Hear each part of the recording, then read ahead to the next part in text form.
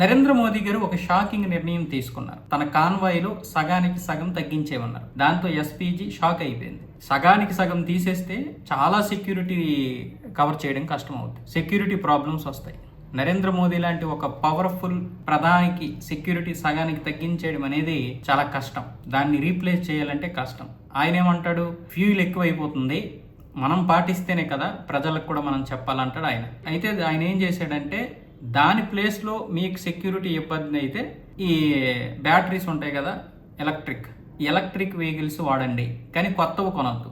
ఒకవేళ ప్రభుత్వం దగ్గర ఉంటే వాడండి, లేకపోతే లేదు. కొత్తగా కొని మళ్ళీ ప్రజల డబ్బుని వృధా చేయకండి అని కూడా చెప్పాడు. దీని మీద చాలామంది మొన్న ఏడ్చారు. హైదరాబాద్లో ఈ విషయం చెప్పగానే ఇంత పెద్ద కాన్వాయ్ని పట్టుకొని మళ్ళీ ఏం ప్రజలకు నువ్వు సలహాలు ఇస్తానో అన్నారు. బహుశా ఆయన ప్రజలకు సలహాలు ఇచ్చి మనం ఇలా చేయడం కరెక్ట్ కాదనుకున్నాడో, లేకపోతే చాలామంది ఇలా విమర్శించారని అనుకున్నాడో చెప్పలేం. మొత్తానికైతే మంచి నిర్ణయం తీసుకున్నారు ఆయన.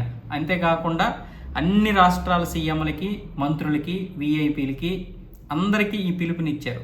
వీలైతే మీరు కూడా ఇచ్చేయడానికి ప్రయత్నం చేయండి తగ్గించుకోవడానికి. దాంతో ఇప్పుడు మహారాష్ట్ర సీఎం దేవేంద్ర ఫడ్నవీస్, రేఖా గుప్తా ఢిల్లీ సీఎం, వీళ్ళిద్దరైతే వెంటనే దాన్ని ఫాలో అయ్యి సగానికి సగం వెహికల్స్ని తగ్గించుకున్నారు. వాళ్ళైతే ఎలక్ట్రిక్ వెహికల్స్ను కూడా రీప్లేస్మెంట్ లేకుండా ఈ ఉన్న వాటితోటే ఒక 2 నెలల వరకు కొనసాగించండి, పర్వాలేదన్న విధంగా వాళ్ళ సెక్యూరిటీ ఆఫీసర్లకి అయితే ఆదేశాలు ఇచ్చారు. కానీ నరేంద్ర మోదీ గారికి అలా కుదరదు కాబట్టి ఇప్పుడు ఎలక్ట్రిక్ వెహికల్స్ కోసం అయితే ప్రయత్నాలు చేస్తున్నారు. ఎందుకు, సెక్యూరిటీకి ఇబ్బంది అవ్వకుండా ఆయనకి ఇవ్వాల్సినటువంటి సెక్యూరిటీ ఇవ్వడం కోసం. దీంతో ఇప్పుడు చాలా మంది ఇంతకుముందు తిట్టారు కదా, మరి తిట్టినటువంటి వారు ఏం చెప్తారు, బహుశా తప్పలేదు, మీరు విమర్శించడం తప్పేం కాదు, ఆయన చెప్పాడు, మరి ఆయన పాటించకపోతే ప్రజలకు ఎలా చెప్తాడని మీరు అన్నారు. కానీ ఆ మాటల్లో కొంచెం ఓవర్ యాక్షన్ ఎక్కువైంది. అంటే నేను మళ్ళీ బూతులు తిడతాను కొన్ని విషయాల్లో. బూతులు ఎందుకు తిడతానంటే, వాళ్ళు దేశానికి ద్రోహం చేస్తున్నారు కాబట్టి నేను బూతులు తిడుతున్నాను. దేశానికి ద్రోహం చేసేవాడిని బూతులు తిట్టే హక్కు ఎవరికైనా ఉంటుంది. మీరు నరేంద్ర మోదీని తిట్టాల్సిన అవసరం ఏంటి? ఒక ప్రధానిగా ఆయన చేయాల్సినటువంటిది మీరు తిట్టడం తప్పేం కాదు, కానీ అది బూతులు తిట్టాల్సిన అవసరం ఏం లేదు.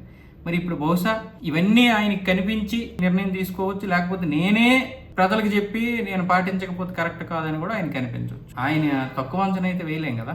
సో ఈ నిర్ణయం తీసుకోవడం అనేది నిజంగా చాలా మంచి నిర్ణయం. ఈ నిర్ణయం గురించి మీ అభిప్రాయం ఏంటో కామెంట్ రూపంలో తెలియజేయండి.